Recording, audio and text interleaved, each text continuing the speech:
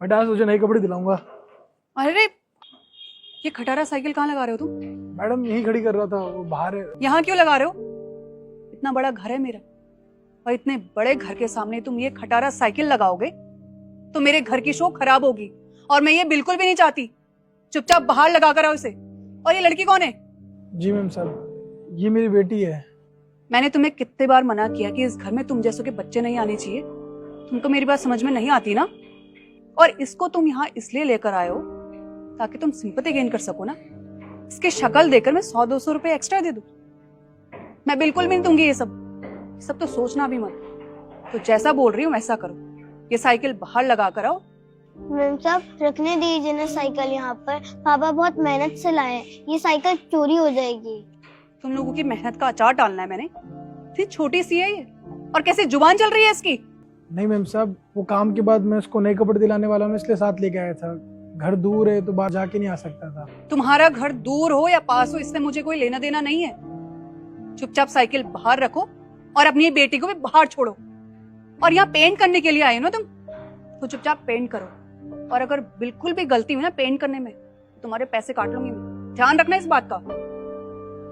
अब शक्ल क्या देख रही हो मेरी? बाहर ले जाओ इसको। मैम इसी कोने में लगा दूंगा, कोई दिक्कत नहीं होगी। तुम्हें दिक्कत नहीं है, मुझे दिक्कत है। मैडम बाहर रखूंगा तो सच में चोरी हो जाएगी, इसमें ताला भी नहीं है। रखने दो ना, यहाँ पे 5-6 घंटे का काम है, कहाँ रखूंगा साइकिल। तुम्हारी ये खटारा साइकिल चोरी होती है तो ठेका लिया है मैंने इसका। तुम्हें पता भी है मेरे इस घर में कितने मेहमान आते हैं। और अगर उन लोगों ने मेरे घर के आगे खटारा साइकिल देख ली तो क्या इमेज बन के रह जाएगी उनके सामने मेरी। अगर तुम्हें यहाँ काम करना है तो साइकिल बाहर रख कर, वरना यहाँ काम करने की बिल्कुल भी जरूरत नहीं है। जी मैडम रख के आता हूँ। बेटा बाहर रखते हैं साइकिल ना। बेटा मैं अंदर काम करने जा रहा हूँ, साइकिल का ध्यान रखना और अपना ध्यान रखना। रख लेगी? ठीक है पापा, मैं रखूंगी। मेरा शाबाश बेटा, ध्यान रखना ठीक है। मैं थोड़ी देर में आता हूँ काम करके। बेटा साइकिल का है। साइकिल साइकिल तो पापा साइकिल कौन लेके गया? बेटा लगता है साइकिल चोरी हो गई। पापा मैं सो गई थी ना, इसलिए कोई साइकिल लेके चला गया, मुझे पता नहीं चला। पापा प्लीज मुझे माफ कर दो, मेरी वजह से चोरी होगी ना पापा प्लीज। कोई बात नहीं बेटा, चल ढूंढते हैं, आसपास ही होगी, आजा। हम जैसों के साथ अक्सर ऐसा ही होता है, लेकिन हम कर भी क्या सकते हैं। वक्त के साथ हमारे जख्म बहुत जल्दी भर जाते हैं, क्योंकि हमारे जख्म किसी को दिखते ही नहीं है।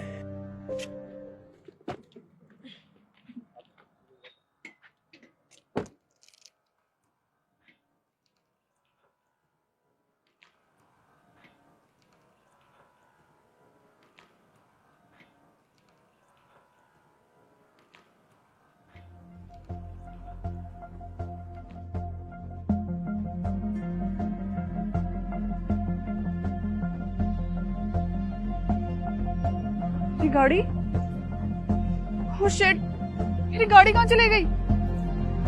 यही तो पार्क करी थी मैंने। हे भगवान। ओए इधर आना।